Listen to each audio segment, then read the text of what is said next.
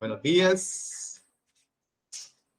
Estamos en la Universidad Centroamericana de Ciencias Empresariales. Hoy es 11 de octubre y estamos en clase de costos 4. Es una clase rara porque su nombre y sus contenidos no tienen nada que ver. Hoy vamos a abordar el tema del estado de flujo de efectivo. E iniciamos un proceso para que ustedes tomen conciencia de un concepto súper importante en la contabilidad que se llama normas de contabilidad.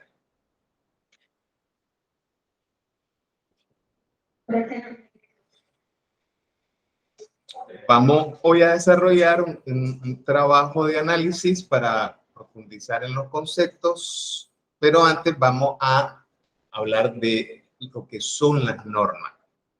Cuando hablamos de normas, vamos a encontrarnos con este libro.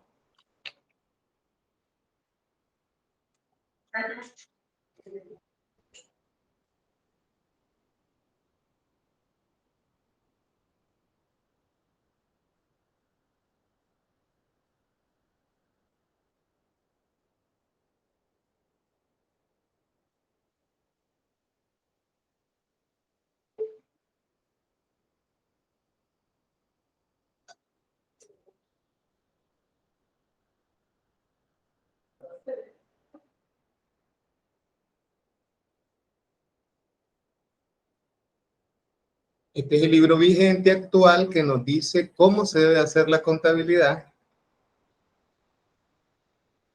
en Nicaragua particularmente. Ok.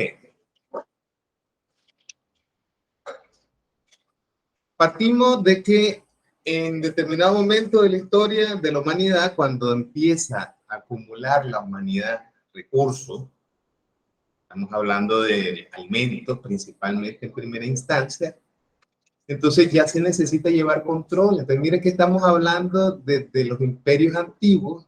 No sé si ustedes alguno ha leído, ha visto en las películas, de que en Egipto habían temporadas buenas, que había suficiente alimento, grano, y había temporadas que escaseaba la comida, entonces había que almacenar la comida para poder en los tiempos malos tener con qué hacerle frente. Entonces ven las películas, en la Biblia, ¿no? Y todo eso. Y para poder llevar eso, para poder saber cuánto yo necesito tener en mis almacenes de alimento guardado, entonces ahí aparece lo que ustedes están estudiando. Ese es el incipiente nacimiento de la contabilidad. Ahora, ¿qué es lo que hacía esta gente? Pues cuantificar cuánto entraba al almacén, cuánto se le entregaba y a quién se le entregaba para que fuera de lo más equitativo. Pero lo hacían profesionales ya en ese momento. Imagínense, estamos hablando de hace cuánto, 5.000 años atrás. Con el tiempo moderno retoma su fuerza la contabilidad en los tiempos industriales, con lo que modelo que hoy vivimos, que es el capitalismo. Entonces las empresas empiezan a crecer enormemente, se vuelven corporativas y hasta allí va bien todo. Pero empieza el, hombre, ¿cómo haces vos para llevar tus cuentas? Entonces, yo tengo un dinero ahí y quiero invertir, quiero colocar plata en un negocio, en una empresa, entonces me van a dar dos opciones o tres o más, ¿verdad? Pero como mínimo dos opciones para elegir en qué empresa a mí me interesaría colocar mi plata. Hacia adelante. Para que cuando me... Ahora, ¿cómo llevas vos tus números? Para que cuando yo compare, porque puede ser que una empresa tenga más ganancia que la otra, pero por los métodos como se está registrando la información, la empresa que tiene más ganancia, realmente tiene más ganancia, refleja que tiene menos que la otra por los métodos contables que se están ocupando. Y no estamos diciendo, no estamos hablando de fraude, no estamos hablando nada de engaño. sino que si ustedes, por ejemplo, recuerdan cuando estudiamos PEPs y estudiamos promedio, que los dos métodos nos daban valores distintos, ¿recuerdan? ¿No? Entonces, eso pasa no solo con inventario, sino que pasa con una variedad de métodos contables a la hora del registro. El asunto es que por países se organizan lo que conocemos como colegios o asociaciones de contadores. Se juntan los contadores y se ponen de acuerdo cuáles son los métodos que se van a utilizar en ese país. Estamos bien, ¿verdad? Y ahora ya no puedo utilizar cualquier cosa que se me ocurra, creativa, sino que en Nicaragua utilizamos los principios de contabilidad generalmente aceptados en Nicaragua. Y, por ejemplo, hay un método de registro de inventario que hoy es aceptado, pero que antes no lo era. Y es que yo contabilice mi inventario utilizando, ¿qué cosa? La última factura. Yo agarro mi última factura, yo vendo sillas, me voy a ver cuánto me costaron las últimas compras de sillas, entonces no importa si hay más sillas que las que compré, todas las sillas que estén en el inventario en ese momento, yo las voy a multiplicar por el precio unitario de mi última compra. Antes, eso no era permitido. Ahora sí lo es. Pero esto sigue evolucionando. ¿Y qué pasa? Y ahora ya los negocios ya no se hacen a nivel local, ya no se hacen a nivel de país, a nivel de estado, sino que entra otro nuevo concepto que ustedes han escuchado hablar de él también, que es la globalización. Y ahora ya no basta, cada país tiene sus normas contables, estamos hablando de esto de hace 20, 25 años atrás. Cada país tiene sus normas propias de ese país, pero la norma mía ya no coincide con la norma africana, no coincide con la norma europea. Y entonces, ¿ahora qué hacemos? Entonces, inventamos algo nuevo. Ahora vamos a inventar la norma internacional. No importa en qué país estés. No importa. Si tu colegio de contadores públicos, tu asociación de contadores públicos adopta la norma internacional, entonces no importa en qué país del mundo estés, todos vamos a utilizar esa norma. Y ese es el enfoque y hacia allá vamos. Que todos los países en el mundo utilicen las normas internacionales de contabilidad. Pues para esto se crearon organismos, instituciones donde participan todos los contadores del mundo a través de sus representantes, que son los directores de los colegios de contadores o asociación de contadores en cada país o estado. Y aparecen dos sets de normas, dos tipos de normas. Aparecen esta norma que se llama NIF para las pymes, que es un resumen de la norma completa que se conoce como NIF Full. La NIF para las pymes se utiliza entonces para empresas relativamente más pequeñas, menos complejas, y las pymes para las empresas corporativas, que son aquellas empresas que tienen en todo el planeta representación, ¿no? Me gusta poner siempre ejemplo a Walmart. Walmart tiene, o McDonald's, por ejemplo, ¿no? Tiene establecimientos en prácticamente todo el mundo, podríamos decir. Entonces, esta norma tiene ese propósito. Esta, la pyme, pequeñas y medianas entidades, es menos compleja, más sencilla, es la que yo estaba insistiendo en todo el mundo académico, que esta es la norma que se debe de dar, la que se debe de estudiar en el pregrado y en las escuelas técnicas. Y la full, que es para empresas corporativas, empresas que están en todo, que tienen sucursales o representación en todo el planeta, estudiar entonces la norma integral, la norma completa de las norma internacional de información financiera. Muy bien, me detengo hasta ahorita. ¿Alguna consulta, pregunta o comentario? Interesante, ¿verdad? ¿Ya habían platicado en algún momento de esto con otra profesora? Sí. Ahora, ¿qué son, en pocas palabras, qué son las normas? La norma generalmente tiene dos componentes. Y pensemos en lo siguiente.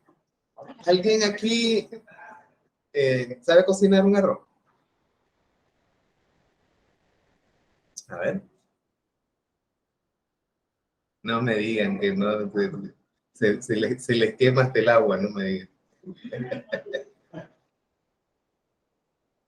A ver, un valiente que me diga cómo se cocina un arroz. Cualquiera, varón o señorita. Nada, no sabe. No le creo. Ni un huevo es. Un huevo frito. Cocido ya por último. Entonces, esta es nuestra realidad, no sabemos, vamos a suponer que no tenemos ni idea. ¿Qué hacemos? Pues estamos ahí en la casa y no hay forma, pues no tengo para comprar comida ya hecha. ¿Qué hacen? ¿Qué hacen? O sea, tienen el arroz, algunos ingredientes, ¿qué hacen? ¿Qué harían? Y tienen la tarea de ir a cocinar el arroz.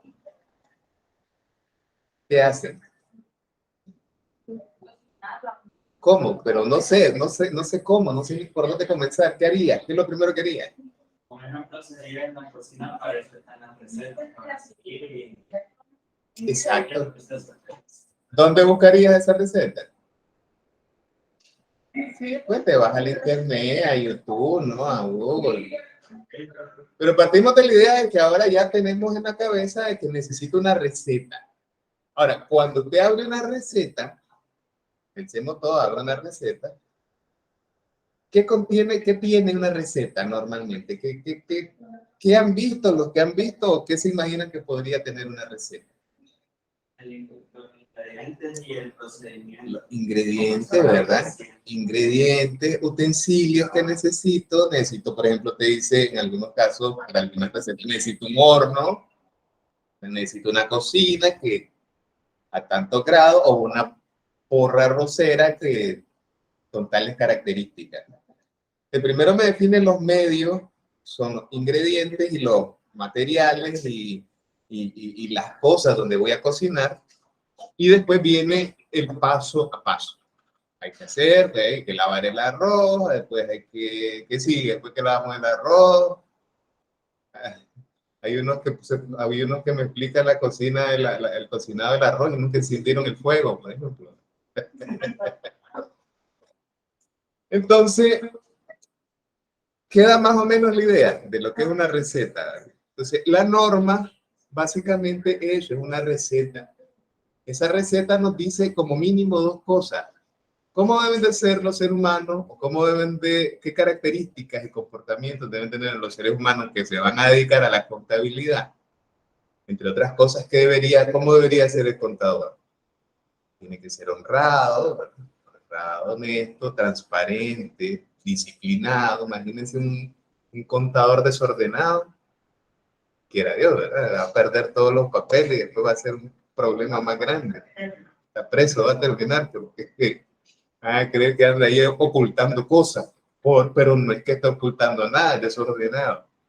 Entonces, la característica, ¿verdad? Una persona que se está preparando constantemente, entonces eso es parte de la receta.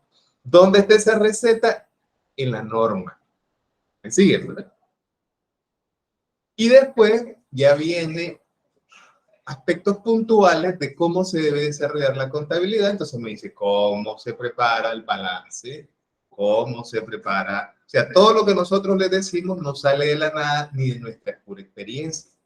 Sale de estos libros que se escriben donde básicamente nos guía y nos dice cómo se hacen las cosas. A partir de esto, entonces, la estructura, cómo está organizado este libro, de aquí para adelante, en el resto del cuatrimestre, yo voy a hablar de las NIF para las pymes. Cuando estoy hablando de las NIF, ahora ustedes ya más o menos tienen una idea de qué estoy hablando. Está conformado por secciones. Secciones es como que era el capítulo de un libro, ¿no? Y entonces en esas secciones yo voy a encontrar los temas específicos que trata cada uno de sus capítulos o secciones. Hoy nosotros vamos a trabajar la sección número 7, que es la sección del estado de flujo de efectivo. Y no voy a venderles ahorita información sobre el estado de flujo de efectivo, solo voy a decirles que el estado de flujo de efectivo, como estuvimos estudiando en la clase anterior, es el sustituto de lo que vimos en la clase anterior que se llamaba estado de, ¿cómo se llamaba ese estado? Revise su cuaderno, no hay problema. Estado de origen de aplicación. Entonces, ese documento se preparaba antes, fue sustituido por este documento y ahora modernamente, al día de hoy, ya no se prepara el estado de origen de aplicación, sino que lo que se prepara es el estado efectivo. ¿Cómo se prepara? Entonces, lo dice la sección 7. ¿De qué libro? De las NIF para las pymes. De las NIF para las pymes. Entonces, en la plataforma, ustedes van a encontrar ahorita un documento en la sección lecturas, que dice sección 7 de las NIF para las pymes, y vamos a hacer lo siguiente. El ejercicio que vamos a desarrollar es el siguiente. Vamos a hacer una lectura comprensiva. ¿Qué implica esto? Van a sacar de la lectura las palabras técnicas, las palabras que ustedes vean ahí, que son técnicas y que no las habían visto anteriormente. La googlean, ¿verdad? Buscan una definición cortita de esas palabras técnicas que ustedes encuentren. Segundo, lo conversan y lo comentan y van a hacer un breve resumen que van a exponerme aquí desde su silla, no nos van a pasar al frente, ¿verdad? Pero sí me van a poner y van a decir nuestro resumen de la parte que nos tocó a nosotros es esto y esto y esto. Okay. Sobre la marcha vamos a ir corrigiendo y analizando entonces esto, lo que es el lenguaje contable para este concepto que se llama estado de flujo de efectivo. Entonces, este documento tiene 6 páginas. Van a trabajar ustedes 3 aquí, las primeras 3 páginas. Y ustedes 3 se unen y trabajan las otras 3 páginas. O sea, como ustedes se acomoden mejor, puede ser que cada uno agarre una página. Ustedes eligen la forma de trabajar. Entonces, repito las instrucciones. 1, lenguaje técnico. Sacan, anotan las palabras que miren ahí que son distintas, que no las han visto antes, y le escriben una breve definición googleada, ¿verdad? Segundo, hay que hacer, si a vos te tocó la página 1, entonces el resumen de la página 1, que tiene que ser un resumen de, que sí, van a hablar un minuto, puede ser, se trata de esto y entendí esto, ¿verdad? Este es el resumen básico. Entonces vamos a tener, son las 8:30, vamos a tener hasta las 9, a las 9 revisamos cómo vamos, ¿verdad? Seguro que van a requerir más tiempo, pero a las 9 vemos cómo vamos, para que después, terminada la actividad del grupo, comenzamos a trabajar aquí en plenario, ¿verdad? Ustedes me van diciendo qué palabras claves encontraron y su resumen correspondiente. Procedan entonces, muchachos, tenemos hasta las 9 primera fase. Recomendación. Mi recomendación es que se dividan y primero lean solito, ¿verdad? Y después le comenten al grupo qué fue lo que leyeron. Y aquí estoy para cualquier consulta que les vaya surgiendo sobre la marcha.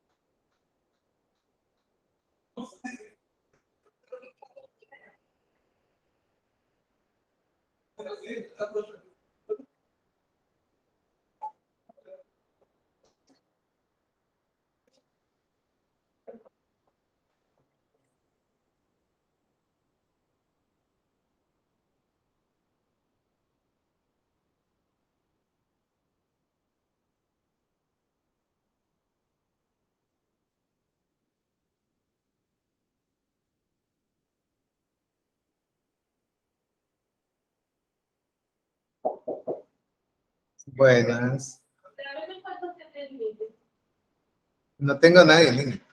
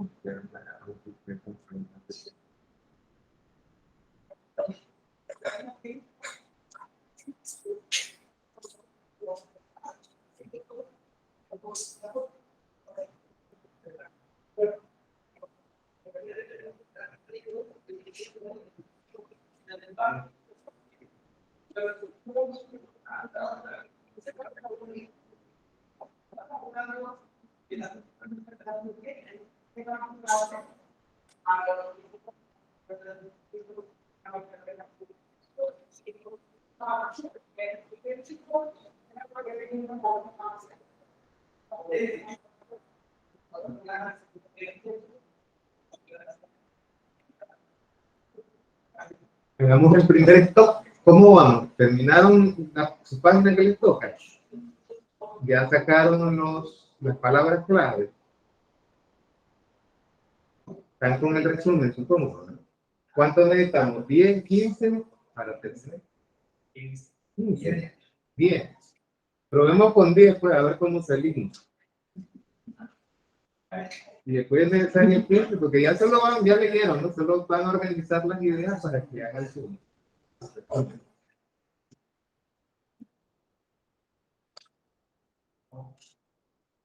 Colaboren, acuérdense que el trabajo es equipo. Es individual.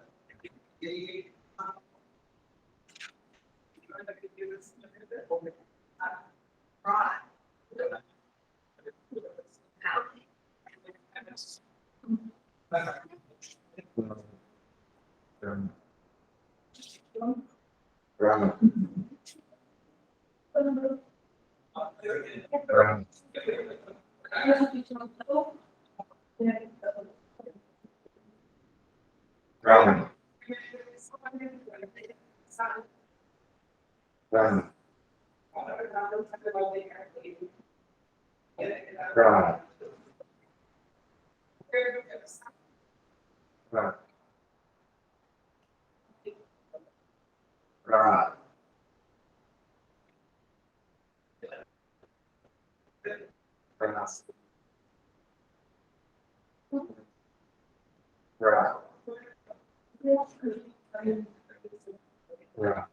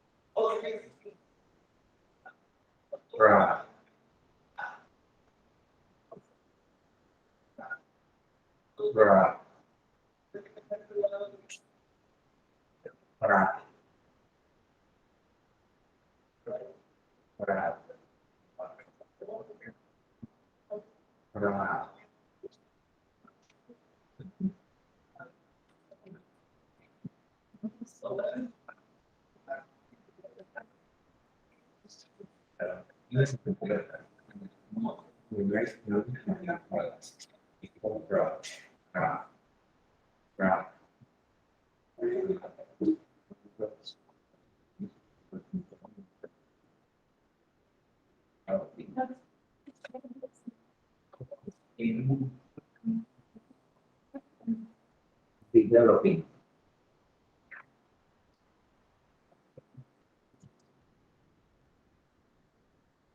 Right.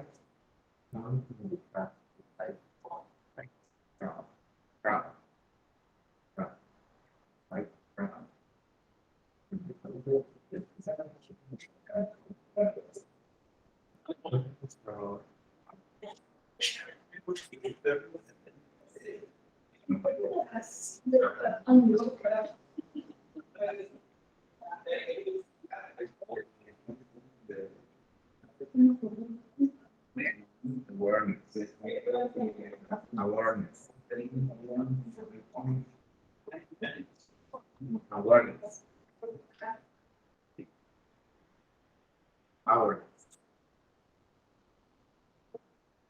Awareness. Awareness. Awareness.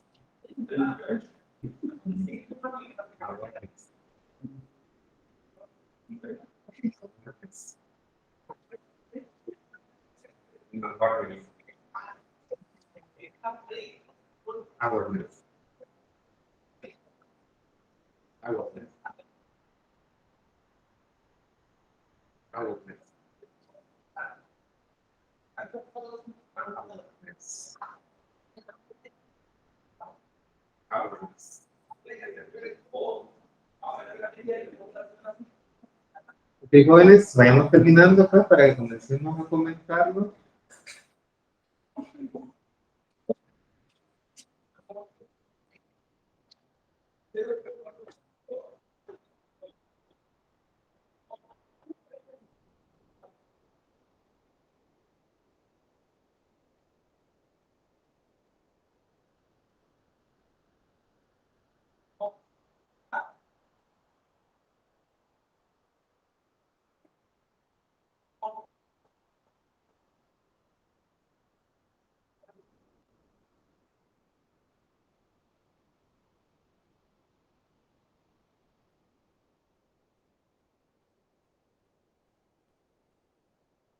Me pasa lista primero. Jaime, Presente. José, Presente. Sareli, Presente. Wesley, Francisco y Estefania. Como todos. Comencemos acá pues, con el grupo, con este grupo, las primeras 3 páginas. Primero las palabras que encontraron ustedes.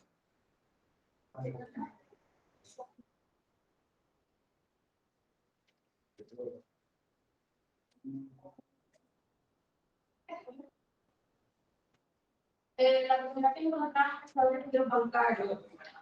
Es cuando una cuenta que hacer un saldo menor a cero porque ha gastado demasiado. ¿Por qué? Porque ha gastado demasiado. ¿Cómo lo entendés vos, Arely, eso? ¿Qué es lo que pasa ahí cuando hay sobregiro, verdad? ¿Cómo lo entendés vos con tu palabra? Eso que sucede ahí. Cuando una cuenta está en cero, o sea, no tiene dinero. Si está en cero, no hay sobregiro. Cuando hay sobregiro, pasa algo más. ¿Qué pasa ahí? Digamos, se tienen $500 en la cuenta. Sí. El costo del producto vale $500 más IVA, entonces al pasar la tarjeta se cobran los $500 y el IVA se le suma a la cuenta. Digamos que son $5 de IVA, entonces en vez de quedar en cero, ya se sobregira y queda en menos 5. ¿Entendieron todo? ¿Todos entendieron este concepto? O sea, saco más de lo que tengo en la cuenta. Entonces, en algunos casos, el banco te permite hacer eso. En otros, no. En otros te dice, no tiene dinero suficiente. Entonces, no puedes hacer el pago. Pero si él te permite, ¿qué es lo que te permite? Pagar más de lo que tenés dinero en la cuenta. Si él te lo permite, entonces la diferencia se llama sobregiro. ¿Por qué? Porque salió más dinero que el que había en la cuenta. ¿Y bien, Sareli? Pero la financiera es un compromiso entre dos partes por igual, de una fecha estructura, una parte se compromete a comprar y la otra a vender, no realizando ninguna transacción al momento de la contratación. Ok, ese lenguaje técnico, ¿verdad? Ese lenguaje ya superior, el lenguaje de bolsa de valores. ¿Cómo lo interpretar? Pueden ayudarle, ¿verdad? Ustedes, el grupo, a Sareli con las palabras y tú también, Sareli. ¿Cómo lo entendiste vos eso con tus palabras? Es un concepto bastante complejo que nos acaba de decir Sareli, permuta financiera. Y que normalmente no lo vamos a encontrar aquí, pues, en la calle, que la gente está hablando de ese concepto. Es un concepto específico para bolsa de valores. Ahí es donde se utiliza ese concepto de permuta. Buscaste la palabra, busquen por favor la palabra permuta solita, solo la palabra permuta. Pueden buscarla ustedes las para que vayan viendo. El ejercicio que vamos a hacer porque vamos a ver varias normas, es para que ustedes más adelante, cuando tengan la necesidad, puedan ir ustedes solitos a entrenarse en las normas y poder ser contadores profesionales, porque ser contadores profesionales pasa justamente por dominar esas normas. Si yo sé cómo se hacen las cosas, mi segundo paso es practicarlo y después ya me convierto en un profesional de este campo, ¿verdad? Que se llama la contabilidad. Muy bien. Cuéntenme entonces, ¿qué encontraron? Permuta, ¿qué cosa es permuta? Un contrato por el cual cada uno de los contratantes se obliga a dar una cosa para recibir otra. Entonces, ¿qué parece eso? ¿A qué le suena? Un intercambio. El intercambio. Un intercambio, la palabra técnica que utilizamos para ese intercambio se llama trueque. Yo te doy una cosa y vos me das otra. Yo te doy un saco de arroz y yo te doy, por 10 sacos de arroz yo te doy una vaca. Ese es el trueque. Nada más que en este caso, esa permuta, ese trueque es entre papeles. Títulos, valores que yo compré en la bolsa. Entonces, yo compré acciones de la empresa Apple. Yo compré por 10 acciones de la empresa Apple. Yo compro una en Microsoft, una acción de Microsoft. Entonces, y el negocio no es dinero, sino que yo te entrego estos papeles y vos me das este papel. Es exactamente lo mismo. Ahora te cambio arroz, pues 10 sacos de arroz es el equivalente a una vaca. Eso se hace en bolsa de valor. Eso se hace en bolsa de valor. Muy bien, Sara, siga. Arrendamiento financiero es una operación financiera que no se puede cancelar durante el plazo acordado. Muy bien, ese es otro concepto técnico bastante complejo. Hay una norma específica solo para eso. Y sabemos que es arriendo, ¿no? O sea, yo vengo y necesito una casa y me voy al sur de la casa. Mensualmente yo te voy a estar pagando por esa casa. Ahí estamos claros todos, ¿verdad? Porque estamos aquí. A ver, ¿qué es arrendamiento financiero? Es, digamos, No, es que otro es primero que estás, si estás en otro lado, es porque ya lo dominas. Al menos este es el ideal. Para que debería como el acuerdo entre dos personas físicas para comprometerse a facilitar los bienes. Pero es que eso que acabas de decir se llama arrendamiento operativo, el arrendamiento normal.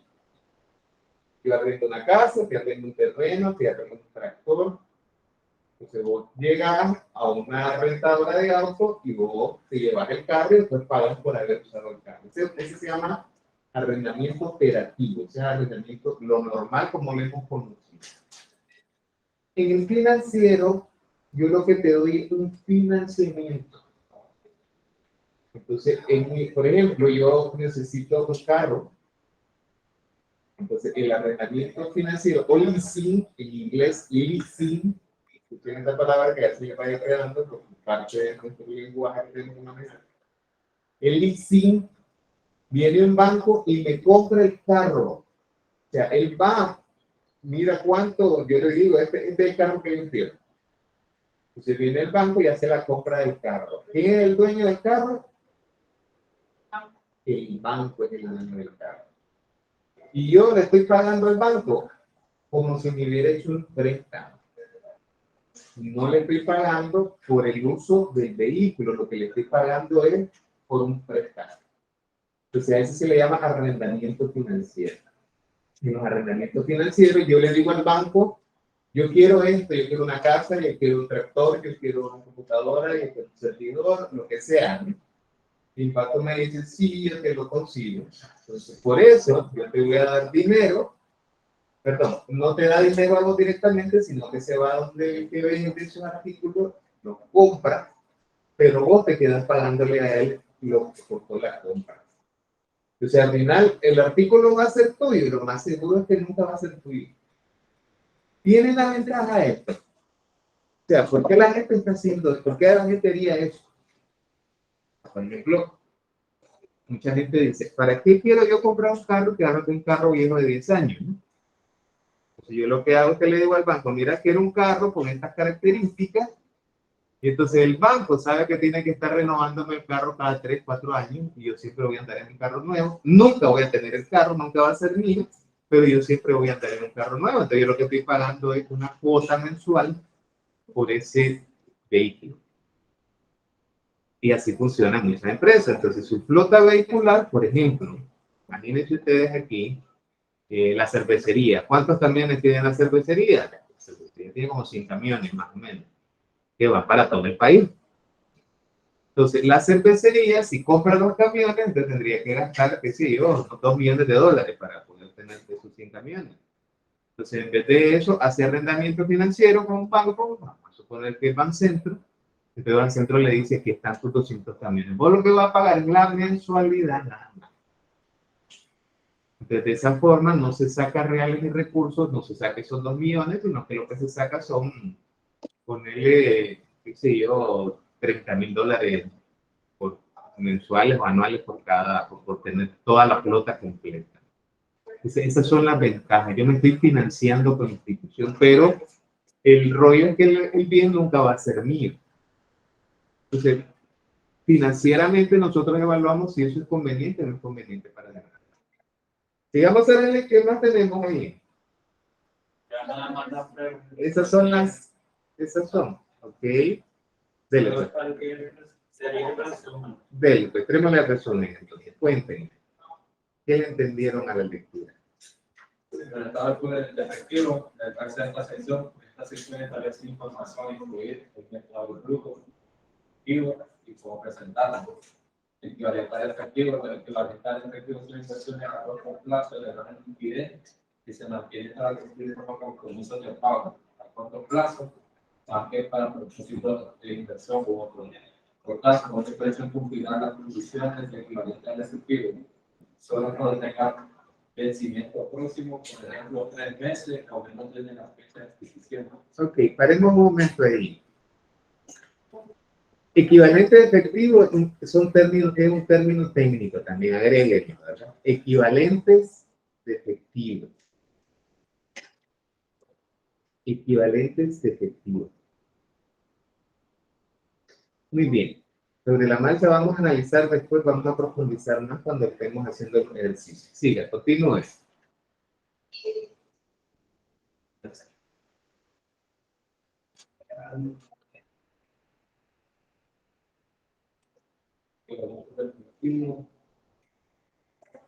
Vamos a tener crecimiento próximo, por ejemplo, 3 meses o menos de la fecha de adquisición.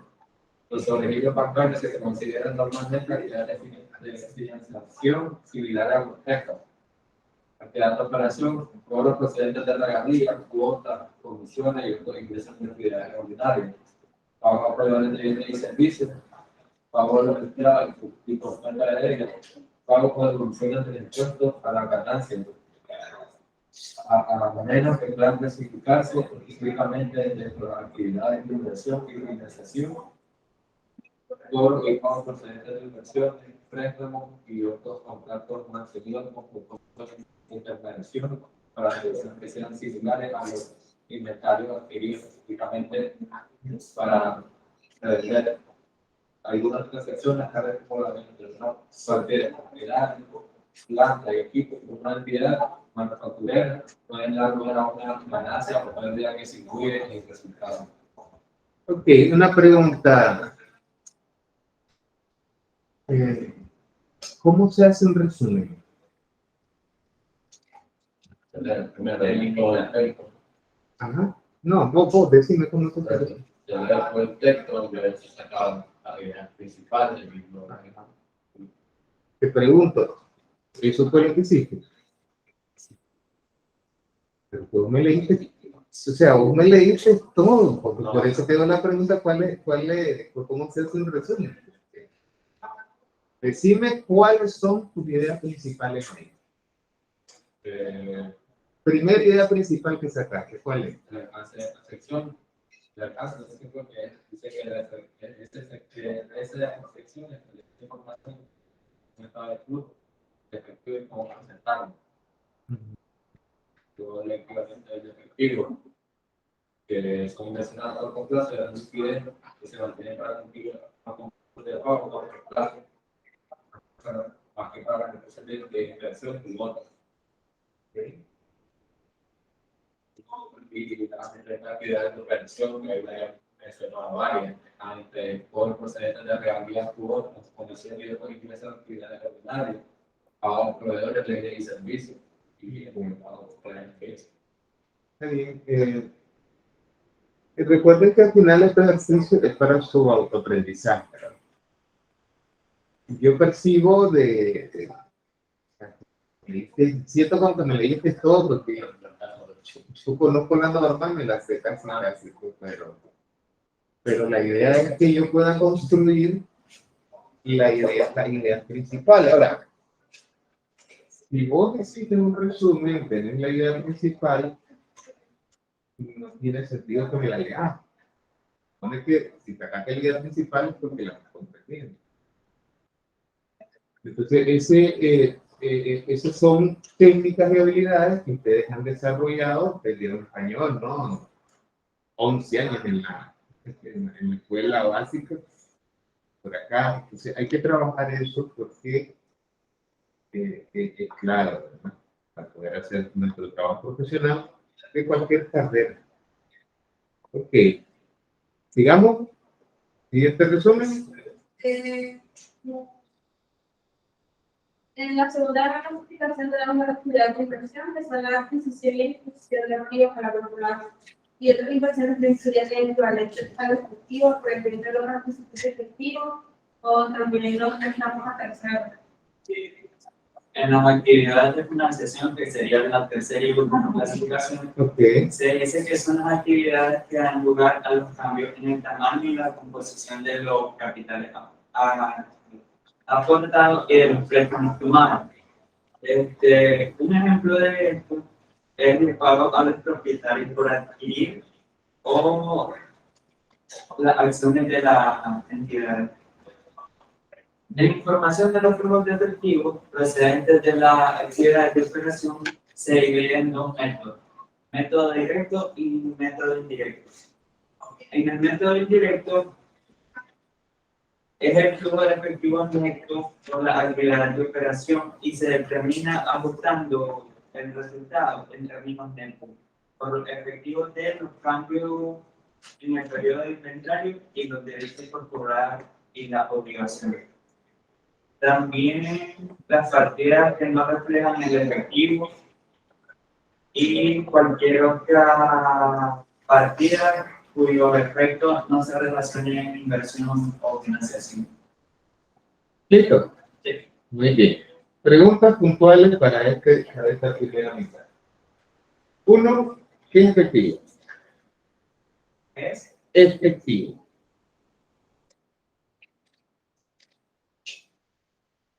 Deme ejemplo. No me den la definición. Ejemplo. ¿Qué es efectivo? Un pago. Dinero. El pago es una transacción. El dinero. ¿De qué forma se presenta el dinero?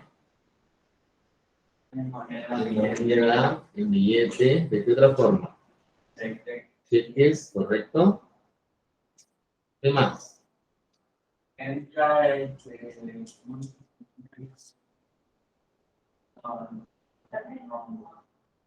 tarjeta también. Tarjeta de crédito. Transferencia, ¿no?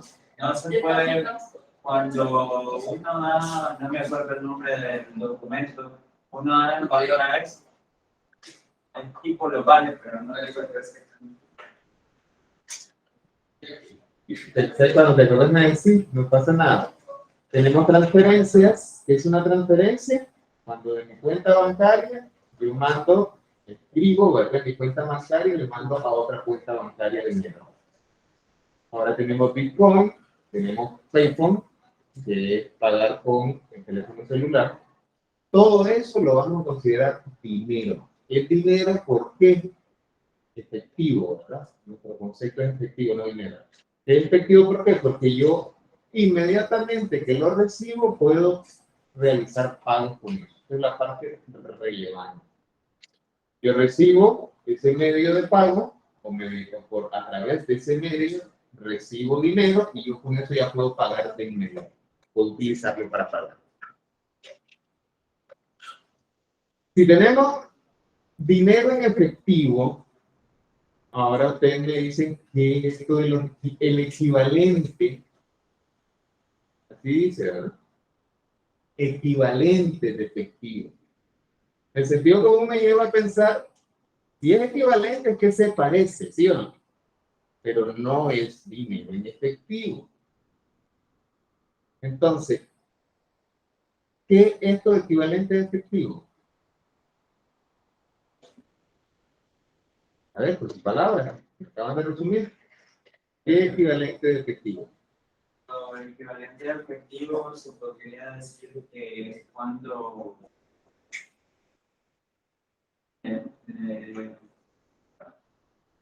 Usted, por favor, que fue el que me puso, léalo y me lo dice, pero con sus palabras. ¿Qué es equivalente de efectivo?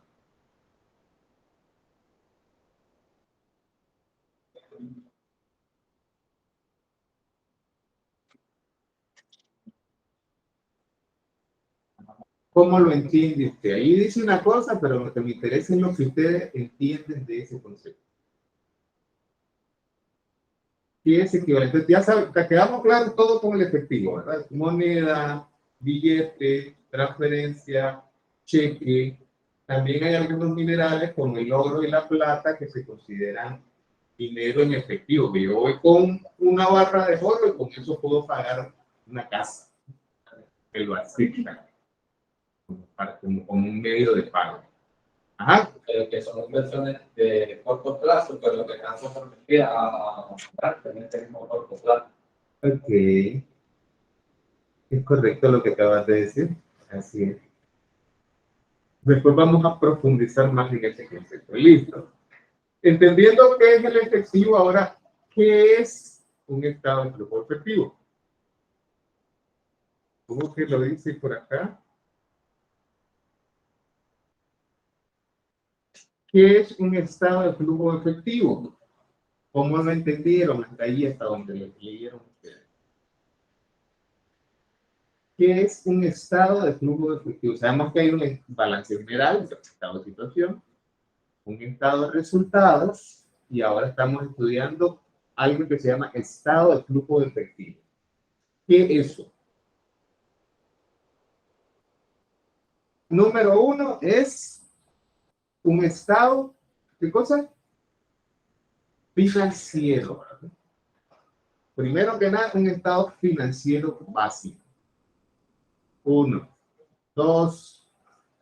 ¿Qué creen ustedes que contiene ese estado financiero? ¿Qué va a reflejar? No, igual, pero la variación en movimiento, ¿verdad? ¿Los movimientos de qué?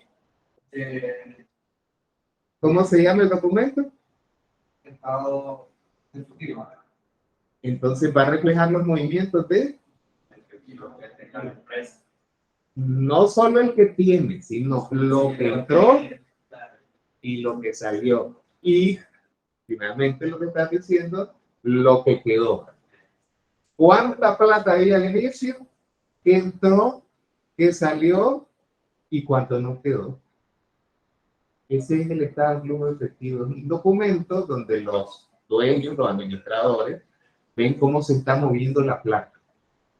Ahora, esas tres cosas que ustedes explicaron, que son las actividades de operación, las actividades de inversión y las actividades de financiación, son la forma en que se divide ese documento, ese estado financiero. Se divide en tres pedazos.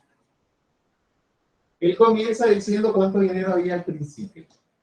Después dice, entró y salió de actividades de operación. ¿Qué son actividades de operación?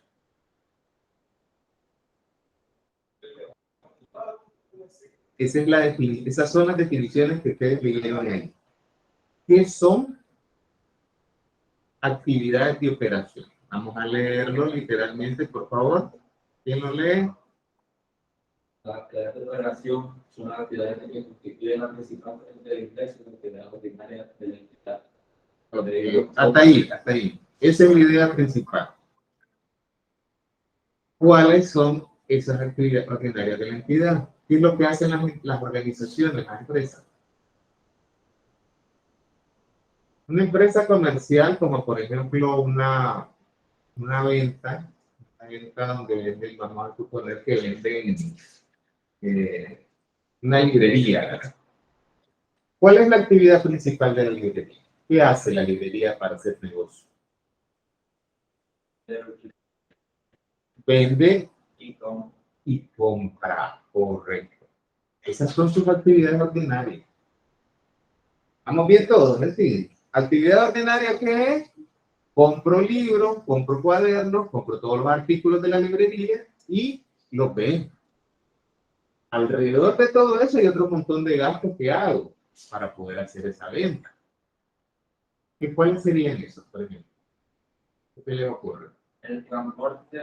Necesito transportar, ¿verdad? Posiblemente yo tenga que ir al mercado, un distribuidor a comprar, te gasto para transportar la mercadería, que en este caso la mercadería sería el libro, eso que hablamos. ¿Cuál es entonces? ¿Qué más? El gasto de alquiler del local. El local necesito un local, ¿verdad? Donde vender, donde tener almacenado, donde vender, exhibir mi producto, o sea, la librería, ¿no? El local de la librería. ¿Qué más? Agua, todos los servicios básicos, muy bien. Solo falta uno de los generales, ¿verdad? Pues ya son detalles. ¿Cuál me falta? Señorita, el pago de los empleados, ¿verdad? Perfectamente. Acuérdense que ustedes han estudiado costos, entonces necesito tres elementos. Siempre necesito a mi empleado, necesito a mi SIF y necesito a mis materiales directos, mi costo, ¿verdad? En este caso, es lo que cuesta comprar todo lo que ven. Entonces dijimos que esas son actividades, ¿cómo se llaman? Actividades de operación. ¿Qué es lo que hace en el día a día la empresa para su negocio? Si es fabricar, lo que va a hacer es comprar materias primas, ¿verdad? Pasarlas por un proceso productivo y después venderlas. Entonces ahí tenemos gastos de venta, tenemos gastos de administración. Entonces esas son las actividades de operación. Vamos a ver, ese es el primer bloque. Segundo bloque se llaman actividades de inversión. ¿Qué son las actividades de inversión?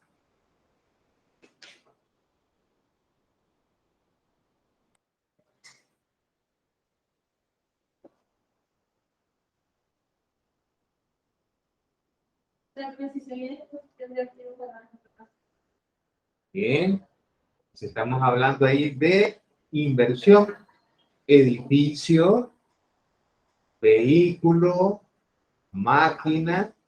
Acuérdense qué características tienen estos activos, son fijos. Y los activos fijos tienen una vida útil mayor a ¿cuánto tiempo? ¿Cuánto es la vida útil de un edificio? Tiene que ser mayor ¿a cuánto tiempo? En el caso del edificio, 20 años. Tiene que ser, para que sea activo fijo, tiene que durar más de un año. Ese es el requisito.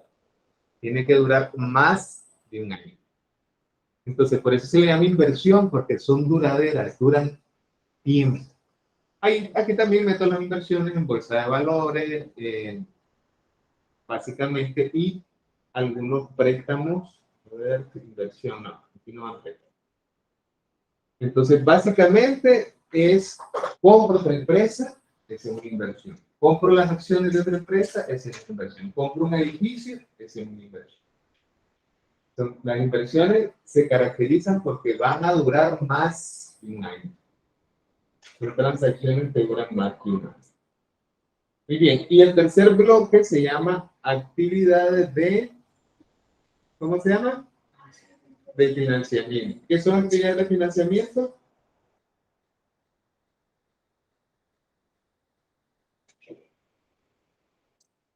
Actividades que van a ayudar al cambio en el tamaño composicional capital aportado. Muy bien, esa es la idea principal. Traduzcamos eso al español. ¿De qué estamos hablando ahí? En las actividades de financiación. Cuando yo digo, necesito un financiamiento, ¿qué hago? Me voy a buscar a alguien que me preste de algo. ¿Estamos de acuerdo? O, en su defecto, alguien que quiera poner reales para el negocio, o sea, invertir. Entonces, cuando hablamos de actividades de financiamiento, es que salimos a buscar plata. Necesitamos que alguien nos ponga plata ahí. ¿Quién puede poner plata? El banco a través de un préstamo o otro tipo de organización, los proveedores, por ejemplo. Pero con una característica, si es proveedor, tiene que ser de largo plazo, o sea, tiene que ser más de un año. Y segundo, los que estén dispuestos a comprar acciones, ¿verdad? Para ampliar la empresa, para hacer una segunda sucursal, etc. Entonces, repasemos. Uno, ¿qué es un estado activo efectivo? Es un estado financiero.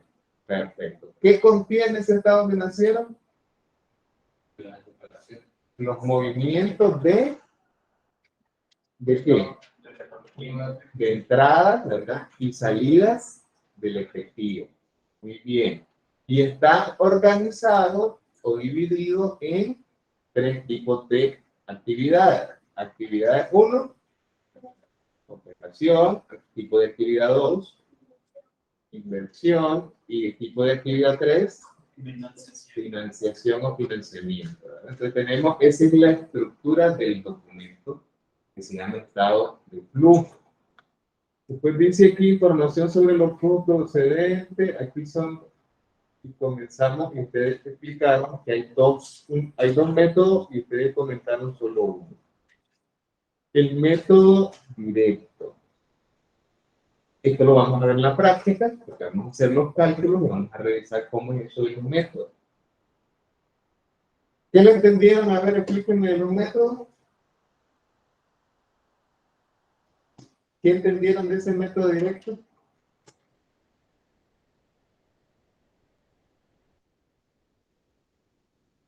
Saquemos solo la idea principal.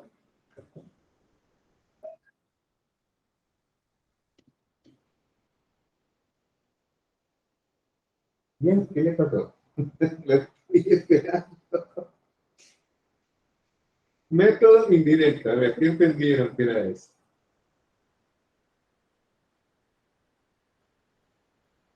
Está raro, ¿verdad? Porque se fijan es una fórmula.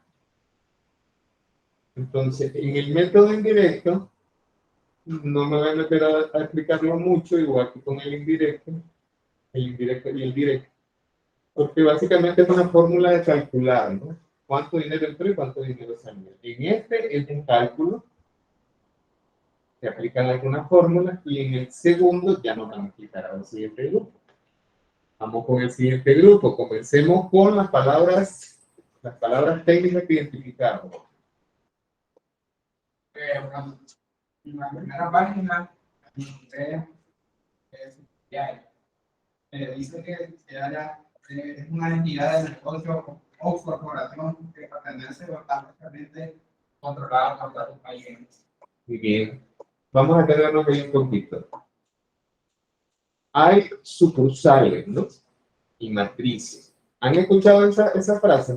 Sucursales y matrices. Por ejemplo, tenemos aquí Palí, Managua, tenemos una casa matriz, ¿correcto? Tenemos Banco de América Central, hay una casa aquí en Managua que se llama la casa matriz. Todas las demás se llaman sucursales, ¿sí, verdad? Entonces, todos los países que están en todos los departamentos son sucursales, pero hay una central aquí en Managua, se llama casa matriz. ¿Cuál es la característica que tienen? Todas son países, todas, no hay dos, no hay tres, solo hay una sola empresa. Y vaya donde vaya, tiene su rótulo país, que la mama no sé cuánto, ¿verdad? Y todo su distintivo del país. Entonces, esta se llama casa matriz con su sucursal. Vos acabas de dar un concepto distinto. Entonces tenemos Walmart, todos sabemos de Walmart, ¿verdad? Y tenemos Palí. Entonces, Palí es subsidiaria de Walmart. ¿Qué significa esto? Son dos empresas diferentes. Walmart es una empresa, Palí es una empresa. Pero los dueños de las dos son las mismas personas. Entonces, hay una que es la mamá y otra que es la hija. ¿Por qué esta es la mamá? Porque la mamá compró a la más chiquita. Entonces, por eso se llama subsidiaria, porque está grande, que es Walmart, que es la global, la mundial, mientras que Palí está solo de México hasta acá Centroamérica. Entonces, Walmart compró. ¿A quién compró? Compró a la empresa que se llama Palí, pero no la desapareció. no fue a borrar de los rótulos, dice ahora todo esto se va a llamar Walmart. No, siguió funcionando como Palí. Correcto. Son dos empresas, pero que la mamá, ¿por qué esta es la mamá? Walmart, porque es la grande y compró a la chiquita. O sea, esta chiquita se llama subsidiaria y la grande, la que compró, se llama matriz. ¿Queda claro ahí? Ese concepto de matriz y subsidiaria y casa matriz con sucursales. Acuérdense, en el caso de las sucursales, todas tienen el mismo nombre. En el caso de subsidiarias, son dos empresas distintas. Nada más que una es la mamá y la otra es la hija. Sigamos.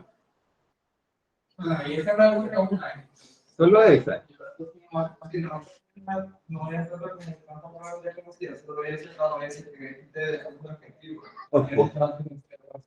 Muy bien. Yo. A mí me tocó componentes del efectivo y equivalente al efectivo. Ahí encontré pues la consideración que dice que consiste en ajustar los plazos contables con respecto a la responsabilidad real.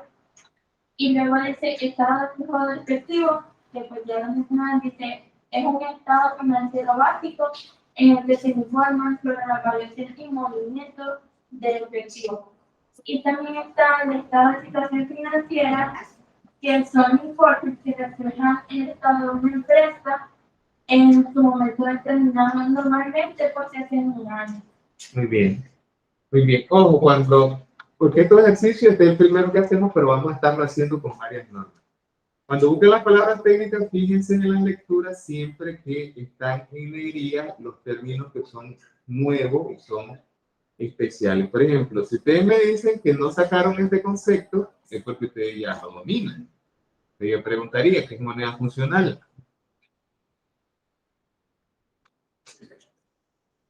Seguimos buscando aquí, buscamos las negrillas. Aquí estado financiero, yo creo que sí lo domina.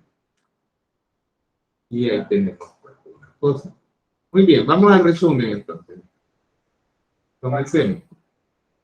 Sí, en el método dice que el flujo de efectivo se presenta Esto, estado de flujo de efectivo. ¿Por qué te detengo? Porque hay otro documento en finanzas que se llama flujo de efectivo. Aunque ustedes no han visto finanzas, y los financieros tienen que saber cuánto dinero tienen en su caja y van a proyectar cuánto dinero van a tener al final del mes para ver si les va a alcanzar para hacer su pago. Ese documento se llama flujo de efectivo, pero el que estamos estudiando nosotros se llama estado de flujo de efectivo. ¿Cuál es la diferencia? Que el que estamos estudiando nosotros mide lo que ya pasó para atrás, las cosas que ya sucedieron. Mientras que el flujo de efectivo mide para adelante, o sea, ¿cómo voy a terminar el mes? ¿Cómo voy a hacer, verdad? Para hacer los pagos, para la nómina, para los impuestos, para pagarle a los proveedores. Es para el futuro, el flujo efectivo. Entonces, que se le quede grabada esa idea, que parece que fuera lo mismo, pero no, son dos documentos diferentes. Uno es para el futuro y el otro es del pasado. El que estamos estudiando es del pasado, lo que ya sucedió. Continúen. que en el estado de flujo de efectivo se presenta información sobre las principales categorías de cobro y pago en términos brutos. Esta información dice que se obtiene, esta información se obtiene de los registros contables, el costo de venta y otras partidas del estado de resultados entre otros. Los flujos efectivos agregados procedentes de adquisiciones y ventas o de otras unidades deberán presentarse por separado y clasificarse como actividades de inversión. Las entidades registrarán los flujos de efectivo procedentes de transacciones en una moneda extranjera en la moneda principal de la entidad. La entidad convertirá los flujos de efectivo de una subsidiaria extranjera utilizando la tasa de cambios entre la moneda funcional de la entidad y la moneda extranjera. Las ganancias o pérdidas realizadas en el tasa de cambio de la moneda extranjera no son flujos de efectivo. Y las ganancias o pérdidas no realizadas resultantes de los flujos de inversión y financiación deberán presentarse por separado. Ese es el resumen de la. Muy bien. Vamos a detenernos allí Entonces, ¿qué es eso de la moneda funcional? Me parece que ya la habíamos comentado en algún momento. ¿Se acuerdan alguien de qué es la moneda funcional? Por lo que le explico, lo relaciono con monedas tipo la moneda de cada país. Pareciera, pero no. La moneda, pero está bien, está cerca. La moneda funcional es la moneda que la gerencia o la junta directiva del consejo elige y ordena a su contador que prepare los estados financieros. Yo puedo estar en Nicaragua, pero si esta empresa que está en Nicaragua operando es una empresa que tiene capital chino, entonces los dueños de la empresa pueden exigir al contador que prepare los estados financieros en qué moneda. Puede ser el dólar. En dólar. ¿Y cuál es la moneda de los chinos? Yuan. Entonces, como es una orden de los dueños, entonces esa moneda es la moneda funcional. Repito entonces para que les quede la idea. Moneda funcional es la moneda en la que decide la más alta administración, los dueños de la empresa, que se van a preparar los estados financieros. Esa es la moneda funcional. Nosotros hemos trabajado en la historia con el concepto de moneda extranjera. ¿Y qué pasa con la moneda extranjera? Yo tengo que convertir al tipo de cambio que está vigente. Sin embargo, si yo mi estado financiero aquí en Nicaragua lo llevo en yuan, ¿qué pasaría con las transacciones que se realizan en Córdoba? ¿Cómo la vería la contabilidad? Esa contabilidad que yo que utiliza el yuan como moneda. ¿Qué sería el Córdoba? Sería su moneda, sería una moneda extranjera para él. ¿Se entiende eso? ¿Por qué? Porque como mi estado se prepara en yuanes, entonces el Córdoba para esa contabilidad sería moneda extranjera. Entonces hay que agarrar y multiplicar por el tipo de cambio del yuan con relación al Córdoba nicaragüense. Igual el dólar, o sea, la moneda que sea. ¿Por qué? Porque yo llevo mi estado financiero en una moneda específica. Entonces, repasemos. Por favor, anoten en una línea ustedes. Van a tratar de responder a la pregunta, ¿qué es moneda funcional? En una línea, ¿qué es moneda funcional?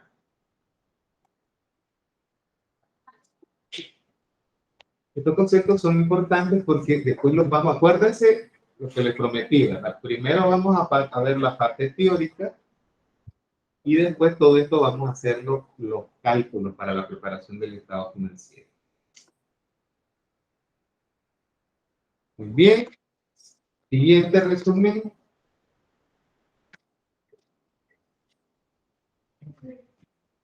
La siguiente página, el punto de interés dividendo. Sí. En pocas palabras nos quiere decir que una entidad que presentará por separado los flujos efectivos, proceden de intereses, dividendos recibidos. Muy bien. Aquí más o menos son beneficios corporativos que reciben o que se asignan a la ciudadanía. Muy bien. Y impuesto a la ganancia, prácticamente una entidad que presentará por separado los flujos de efectivo procedentes del impuesto a los ingresos y que lo clasificará como flujos de efectivo que proceden en ocupaciones de la operación. Lo que se quedó como, no lo que entendí, que en pocas palabras es el impuesto por pagar en el periodo futuro y que cobrará sobre el dinero obtenido a la venta de los activos. ¿Cómo se llama el impuesto a la ganancia aquí en Nicaragua? El impuesto a la ganancia, para todos la pregunta, ¿verdad? El impuesto a las ganancias, ¿cómo se llama aquí en Nicaragua? Viene siendo el IVA, ¿no? No. El IVA es impuesto al valor agregado. ¿Cuál es el impuesto a la ganancia en Nicaragua? ¿Cómo se No llama? es el impuesto sobre la renta. Exactamente, el IR, ¿verdad? En nuestro caso en Nicaragua nosotros le llamamos, después de decir impuesto a la ganancia, le llamamos IR, impuesto sobre la renta. Perfecto, está bien. Y por otro último punto de transacciones no monetarias, una entidad que incluirá a los estados de flujo de efectivo de transacciones de inversión y financiación que requieran la utilización de efectivo o igual a efectivo. En pocas palabras, es una operación que implica el intercambio de un bien o servicio y un determinado importe. Excelente. Bien. Digamos, para que cerremos con broche de oro hoy. Dice, componentes del efectivo y el uso del efectivo, dice que esta identidad precisa componentes de efectivo y equivalente de efectivo, así como conciliaciones, estados de flujo de efectivo y estado de situación financiera. Y dice que estos importes presentados en el estado del flujo son idénticos o similares al estado de situación financiera. Excelente. Y en el otro dice otras informaciones a revelar. Dice que la identidad revela el efectivo y el equivalente del efectivo mantenido por una entidad fuera de no estar disponibles para el uso. Por estas razones dice controles de cambio de moneda extranjera y restricciones legales. Sí. Mira qué orgulloso me siento de irlos hablando como financiero y con palabras técnicas. Un aplauso.